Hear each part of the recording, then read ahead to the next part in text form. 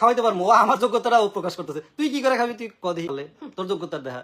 ঠিক আছে, আমি শুধু সেলুনের কাজ জানি না, আমি আর অনেক জানি। ঠিক আছে, আমি একজন গ্রাফিক্স ডিজাইনার, বুঝছো? তাও যে অনলাইনে কোর্স করা গ্রাফিক্স ডিজাইনার না, আমার সার্টিফিকেট প্রাপ্ত গ্রাফিক্স ডিজাইনার। ঠিক আছে, এটা তো তুই জানোসই না, তোকে জানাই দিলাম। তোকে আমার শিক্ষাগত যোগ্যতা সম্বন্ধে তোকে ধারণাই নাই। হ্যাঁ, শুধু চুল কাটে দেখে ভাবছিস এখন কইতে পারে গ্রাফিক ডিজাইনার বানান কেমনে করব, বানান পারে। ঠিক আছে, অ্যাডোবি ফটোশপ, অ্যাডোবি ইলাস্ট্রেটরের উপরে আমার কোর্স করা আছে, A+ সার্টিফিকেট আছে। ঠিক আছে, ইংলিশে আমার গোল্ডেন A+। হ্যাঁ, ইংলিশে আমি যখন পড়াশোনা করছি, ইংলিশে আমার গোল্ডেন A+। আর হাতের লেখার জন্য ছিল এক তোমার যে আমি ওর ক্লাসমেট, আমি জানি ও আমার ক্লাসমেট, ও আমার সাথে জানে। হাতের লেখার জন্য আমি পুরস্কার পাইতাম। ঠিক আছে, হাতের লেখা সবাই পছন্দ করে। আমি শুধু যে নাপিতে কাজ করে খাই, শুধু যে খাইতে পারবো তা না।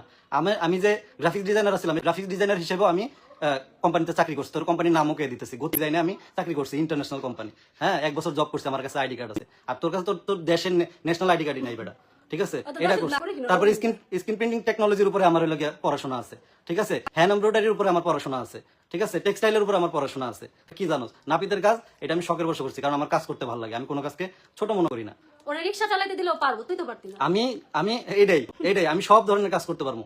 ঠিক আছে, শুধু গ্রাফিক্স ডিজাইন যে শিখছি তা না, আমি আমার সফটওয়্যারের নাম কমে জীবনের নামই হনস নাই। আমি MS ওয়ার্ডের কাজ জানি। ঠিক আছে, পাওয়ার পয়েন্টের কাজ জানি, এক্সেলের কাজ জানি, পেইন্টের কাজ জানি। কম্পিউটারে প্রায় 6 থেকে 7টা অ্যাপস এর উপরে আমার কোর্স করা আছে। তাও যে অনলাইন কোর্স না, এখন যেগুলো সেল করে। আমরা অফলাইনে, আমরা যে সময় কোর্স করছি তখন অনলাইনে কোনো কোর্সই আসলো এটা, অ্যান্ড্রয়েড ফোনই আসলো না।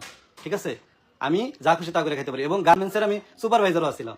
ঠিক আছে, গার্মেন্টসের সুপারভাইজার ছিলাম। গার্মেন্টসের এমন কোনো মেশিন নাই যেটা আমি চালাইতে পারি না। ঠিক আছে, কর্ম জানি, ছোটবেলা থেকে কর্ম করে বড় হয়েছে। ঠিক আছে, গরিব হইলে এই যে দেখ, গরিব হইলে ভালো কি, তোর মতো এরকম রাজা হয়ে লাভ কিলো।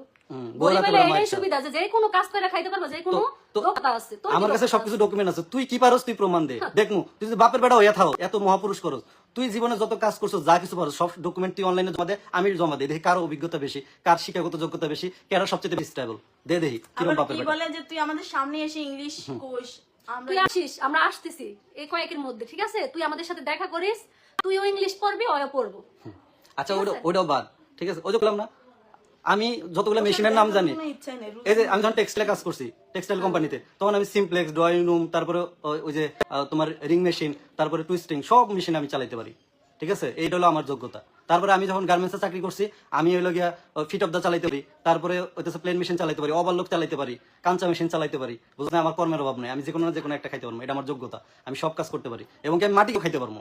বুঝলেন, যেটা তোরা পারবি না। আমি ওর ক্লাসমেট, এগুলো আমি জানি যে ওর পড়াশোনা কেমন, আর স্কুলে কত ভালো ছাত্র ছিল। ঠিক আছে, তুই কি আমি সাইবার ক্যাফে যাই, খালি বউলেট সিমলিশিম করতে, সাইবার ক্যাফে যাই কোর্স করাইতাম আমি। ঠিক আছে, এখনো আমরা যদি ঢাকায় যাই না, এগুলো প্রুফ দিতে পারবো। তুই পারলে তোরটা দিয়ে লো। ঠিক আছে।